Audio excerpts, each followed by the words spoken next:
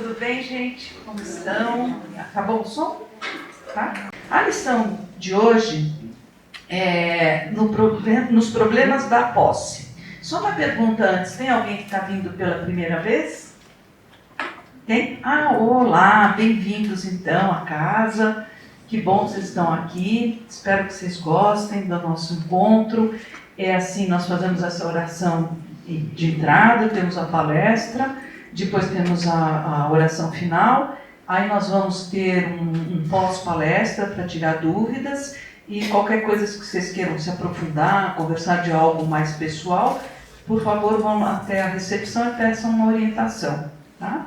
Então, o livro que nós estamos usando esse ano é esse aqui, chama Palavras de Vida Eterna, é uma psicografia de Chico, Espírito Emmanuel, que eu sempre estava acompanhando o Chico. A lição de hoje é chamada, então, Os Problemas da Posse.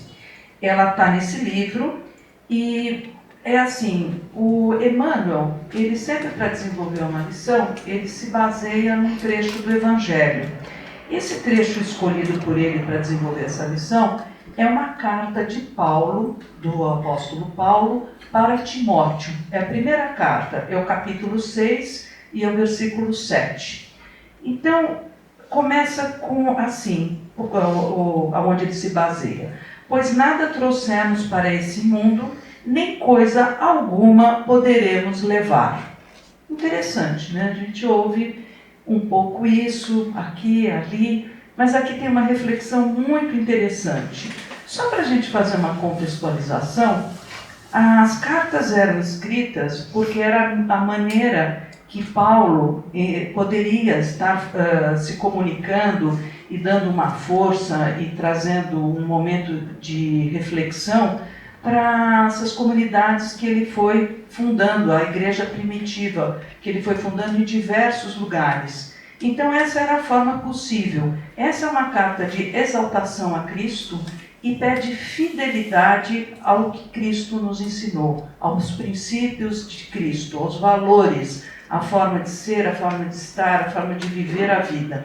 E tomar sempre cuidado com falsos profetas, pessoas que possam querer vir a deturpar o que Cristo nos deixou. Ele já está no final da vida, nesse momento, ele já está em Roma, e logo a gente sabe que ele vai ser executado, né?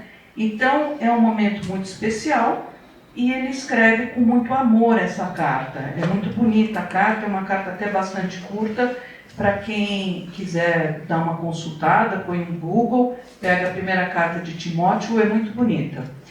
Então, assim, falando sobre Paulo, a gente agora vai pensar o seguinte, que na Bíblia, aonde Paulo consultou, né, onde Emmanuel consultou essa carta de Paulo, o subtítulo é A Verdadeira Piedade.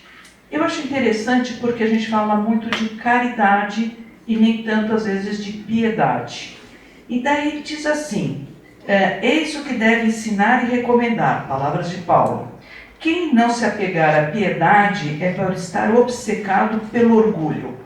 E aqui então faço um pequeno intervalo, um pequeno recorte, que é interessante que eu fui pesquisar no Evangelho segundo o Espiritismo, piedade.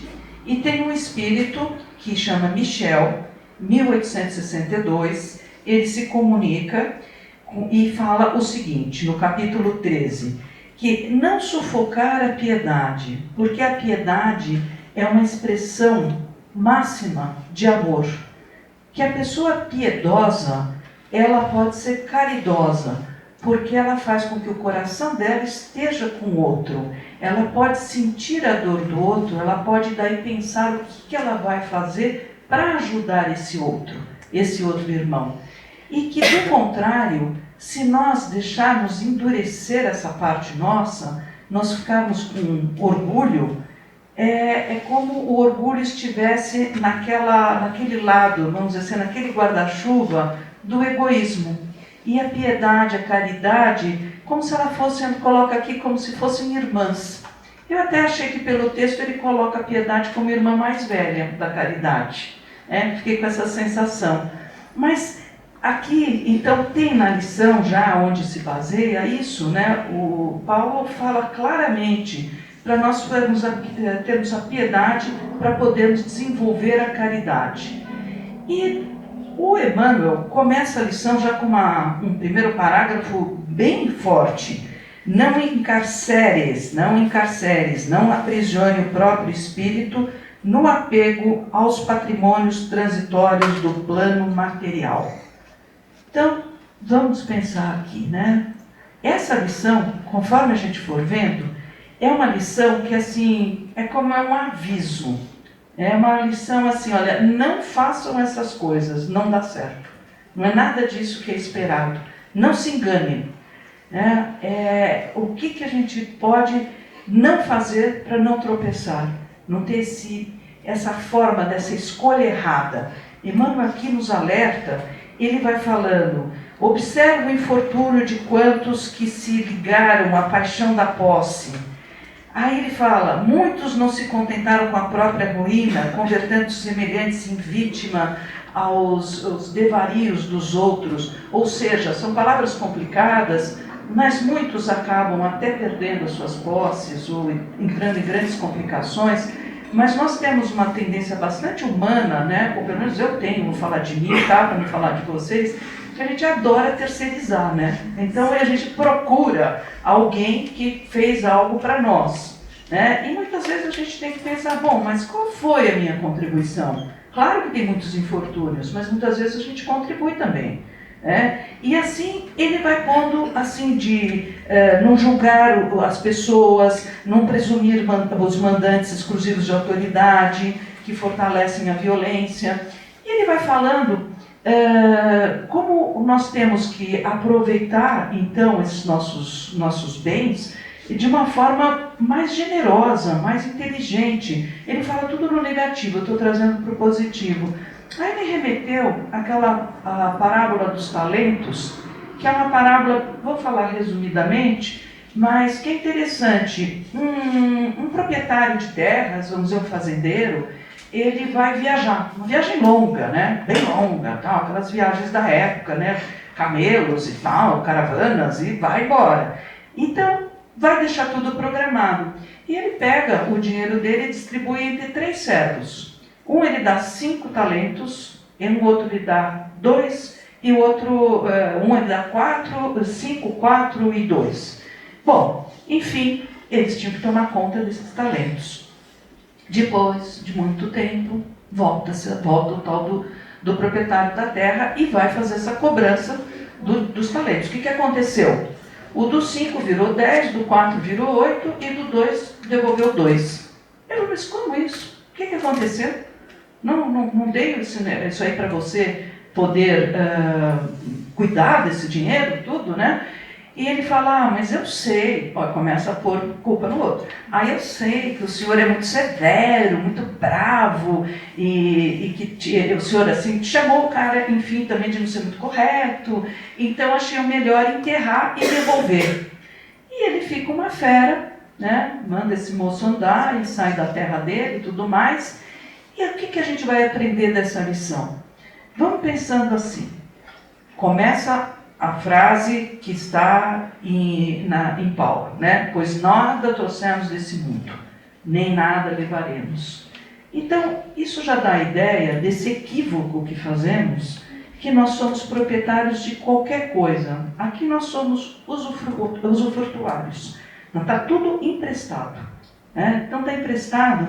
Vamos começar pelo principal. Emprestado por quem? Por Deus. Qual é o principal bem que Deus nos deu?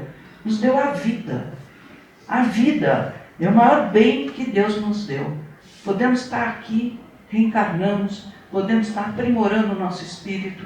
É uma oportunidade única, maravilhosa. Mesmo que a gente tenha outra reencarnação, mas a lição não feita, repete de ano, faremos novamente na próxima. Então é uma grande oportunidade. E a vida é a vida que Deus nos deu por empréstimo. Somente Ele pode nos convidar a voltar à casa dele.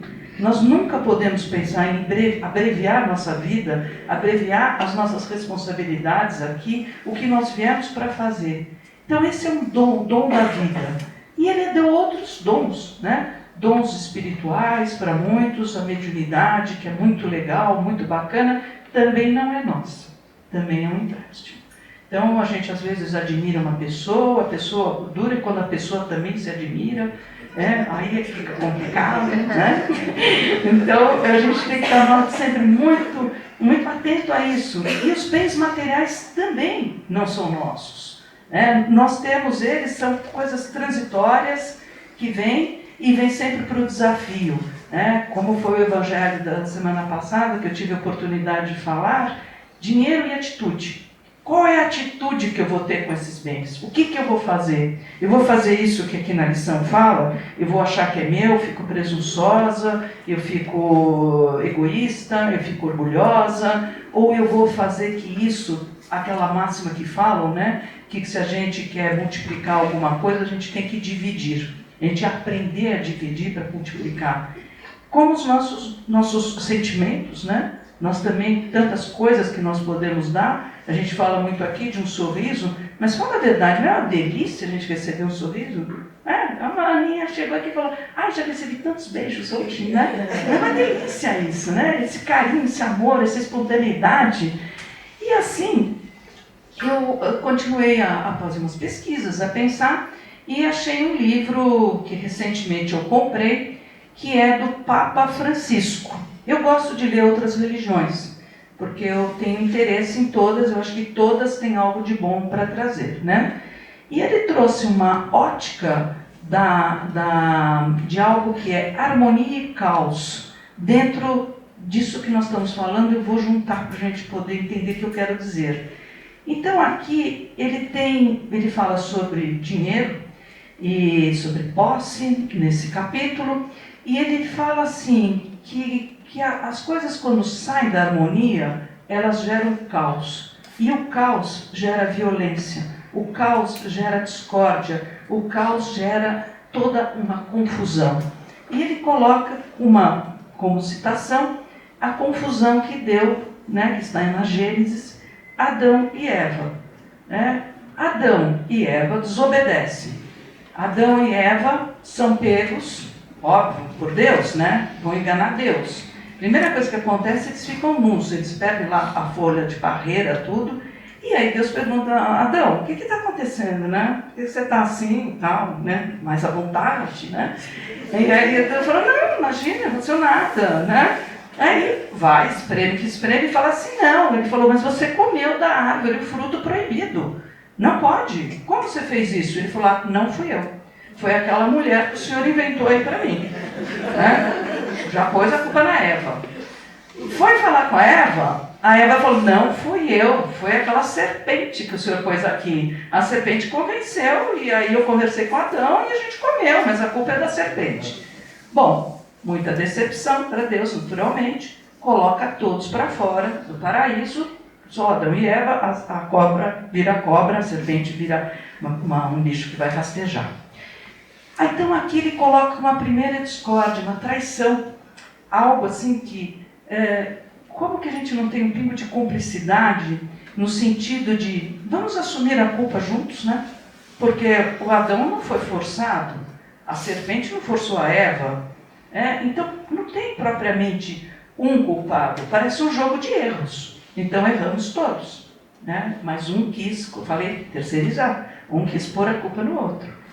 Na sequência, aqui no texto fala de Caim e Abel. Caim e Abel, para relembrar todo mundo, são quem? Filhos de Adão e Eva. Caim mais velho, Abel o segundo filho. O Caim trabalhava com a terra e Abel era pastor de ovelhas. Eles têm que fazer o dia da oferenda para Deus. Então eles levam, cada um seu produto, suas coisas, e oferecem a Deus. Deus tem um olhar especial para Abel nesse momento. Ele fala mais com Abel, ele olha para Abel. E Caim fica muito ressentido. E Deus percebe e já chama atenção. Falou, Caim, o que está acontecendo? Está tudo bem? Tá tudo bem e tal, E só que está tudo tão bem que assim que Deus se retira, eles vão para o campo e Caim mata Abel. Abel, deixa lá o corpo no campo e tal. e volta e Deus fala assim: aonde está Abel? E o Caim fala: eu lá sou guardião do meu irmão, eu sou guardião. E Deus fala: sim. E aqui vem o pensamento do texto do Francisco, com toda a intimidade, né? Do senhor Francisco. Ele vem e fala o seguinte, ele fala assim: aqui sim que está a questão. Somos sim todos guardiões um dos outros. Porque nós todos somos irmãos, isso é a nossa humanidade. Nós sermos guardiões uns dos outros, nós nos importarmos uns com os outros. Nós temos essa meta dessa fraternidade, dessa ligação nossa uns com os outros. Então somos sim guardiões. E aí fica essa questão, que Caim, além de tudo, ele não se arrepende. Ele tenta ainda enganar Deus, quando Deus conversa com ele, dando essa resposta. Então, outra questão, nós temos sempre uma oportunidade de podermos ser acolhidos, mas nós temos que ter de novo, o que a gente falou, a atitude. A gente tem que ter essa atitude de poder se olhar, né? E poder reconhecer, sim, sou super falível, cometo alguns erros. Né? Lógico que essa é a máxima do assassinato, não é isso que eu estou me referindo, mas vai desde as pequenas coisas. Nós sempre temos essa oportunidade. E a oportunidade maior é que Deus não nos infantilizou. Ele trouxe para nós a oportunidade de nós podermos ter o livre-arbítrio. Então eu posso fazer escolha aqui de todas essas coisas negativas, quando eu tenho meus bens, e eu posso fazer totalmente diferente. Eu posso tudo na vida, mas tudo também tem consequências, né? Como diz o próprio Paulo, né? Tudo eu posso, nem tudo me é lícito. Quer dizer, tem coisas que vai dar problema, porque tem a lei, né? Causa e efeito. Mas eu posso escolher. Então, aonde que está isso dentro de nós? O que a gente precisa pensar, que a gente fala muito no Espiritismo, que é aqui na Casa Espírita, que é a nossa reforma íntima, que está absolutamente ligada ao autoconhecimento, que dói, é chato, porque a gente também vai ver um monte de coisa que não é tão boa em nós, mas é a grande oportunidade de mudança, da transformação, é o conhecimento. É o conhecimento de dentro e é o conhecimento, como eu comecei dizendo, estudemos, vamos estudar todo mundo, vamos aproveitar, vamos enriquecer nossa vida, enriquecer nosso espírito. E trouxe mais ênfase nessa parte do dinheiro, dos bens, né, porque é a lição, mas vamos pensar, então, em todas essas virtudes, vamos resgatar o começo, né? Vamos resgatar o que nós podemos pensar quando a gente pensa em piedade e caridade. Essas estão abaixo de quem? Do amor. Então vamos pensar, vamos criar uma maturidade emocional, uma responsabilidade. Somos sim guardiões todos uns dos outros. E teve gente que passou aqui pela Terra que entendeu muito bem. Muito, muito bem.